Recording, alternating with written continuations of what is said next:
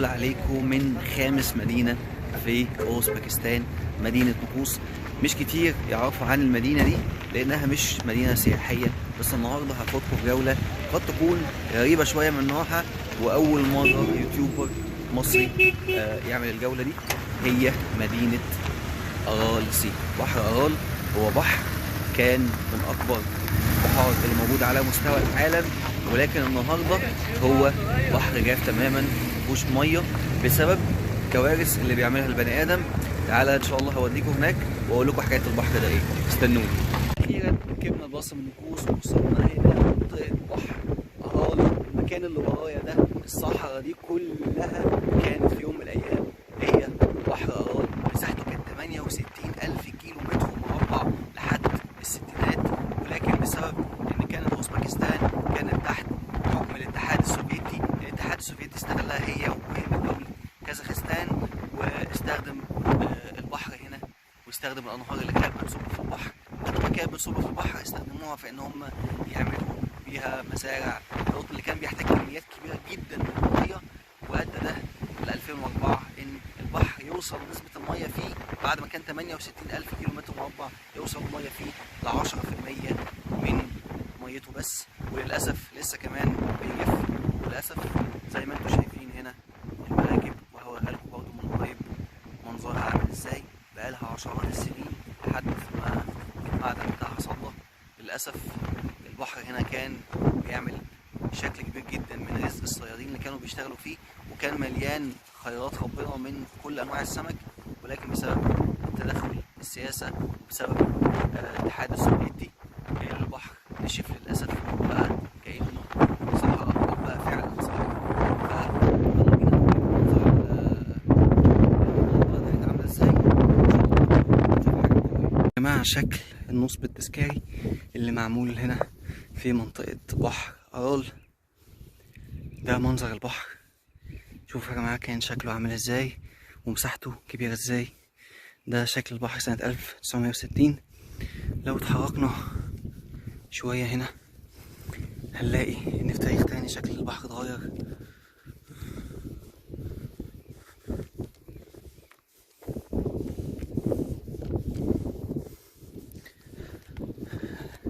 البحر مساحته قلت سنة 1980 زي ما قلنا بسبب تدخل الإنسان، وبسبب إن الاتحاد السوفيتي كان عايز يعمل مزارع كتير جدا من القطن، فاضطر ساعتها إن هو يستخدم مية البحر إن هو يروي المزارع دي لحد ما وصل للشكل النهائي عاملينه هنا. وبقى صحراء زي ما انتوا شايفين، وبقى 10% بس من المياه اللي كانت موجودة فيه هي اللي لحد دلوقتي لسه موجودة. وده منظر لايف الحالي، مجرد صحراء. هنزل دلوقتي تحت ان شاء الله وهوريكم شكل البحر وشكل المراكب، وهحاول اوريكم من بره ومن جوه عامله ازاي، واوريكم الارض تحت شكلها بقى عامل ازاي. يلا بينا. هنا يا جماعه كان مكان مساحته المائيه 68,000 كيلو متر مربع. حاليا انا ماشي على رمله، مفيش نقطه ميه، الجو منتهى الحراره، حاجه صعبه جدا. شايفين يا جماعة منظر المراكب. المراكب دي في يوم من الأيام كانت بتصطاد، وكان الصيادين بيستخدموها إن هما يصطادوا سمك. لو شفتوا الفيديوز بتاعة المنطقة هنا على اليوتيوب كانوا بيصطادوا السمك ازاي، ولا أحجام السمك ازاي، هتعرفوا فعلا حجم الكارثة. بقى دلوقتي مجرد خردة، المنطقة كلها بقت رملة. الأعشاب اللي طلع فيها أعشاب صحراوية اتحولت لحاجة صعبة جدا. ده كمان يا جماعة من الحاجات اللي أثرت على إن الصيف بقى في المنطقة حر جدا والشتاء بقى برد جدا، وعمل اضطراب في الجو اللي موجود هنا في المدينة والمنطقة. فبجد يعني حاجة صعبة جدا وحاجة تحزن إن يبقى البني آدم يتسبب في حاجة زي كده في العصر الحديث.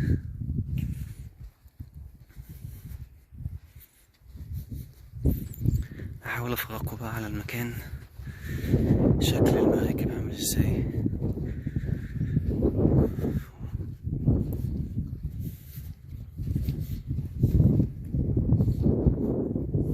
كل دي كانت مركب صيد.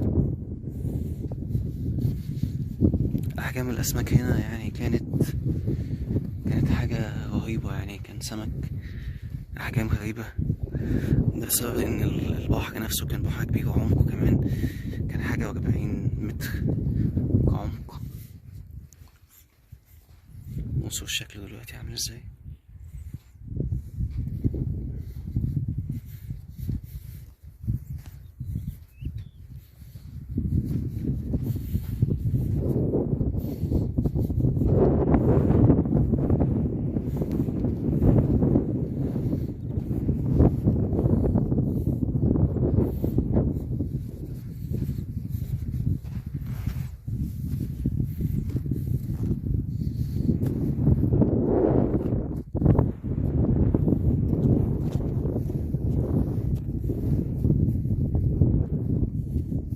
لو جبنا حد وقلنا له ان المكان ده في يوم من الايام كان متصنف ان هو رابع مكان من حيث المساحة المائية على مستوى العالم، لا يمكن يصدقنا. بس يا جماعة دي الحقيقة، وده الحاجة اللي احنا ممكن نتعلمها، ان الانسان لما بيتدخل بشكل سيء في مكان ممكن فعلا يسبب كارثة بيئية، يضر بالناس اللي عايشة ويضر بالناس اللي كمان لسه متولدتش او هتيجي في المستقبل.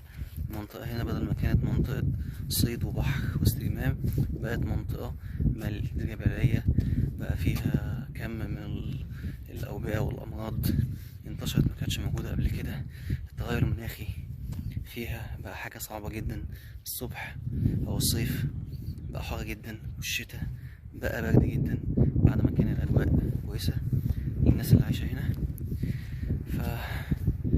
حاجة نتعلم منها ان احنا نحافظ على البيئة، ونحاول على قد ما نقدر الحاجة الهبة اللي ربنا مديها لنا سواء في بلادنا او بلاد تانية ان احنا نحافظ عليها، لانها فعلا لو راحت حرفيا هي ممكن مش هتيجي تاني.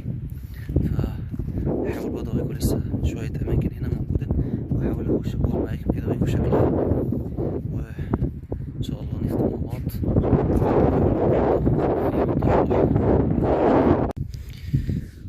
هذا شكل المركب.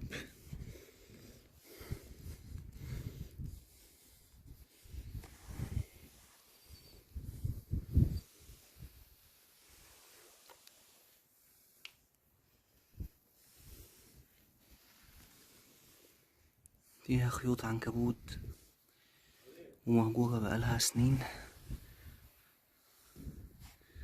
بس شكلها عامل ازاي.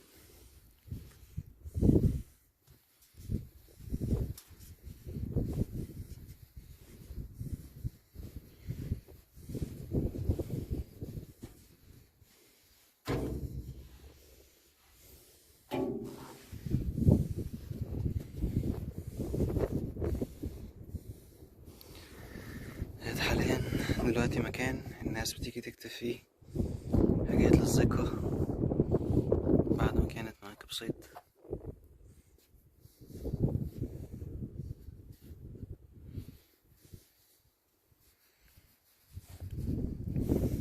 وبدل ما الناس كانت بتيجي تعوم في البحر، حاليا بيجي يصوروا الكارثة البيئية.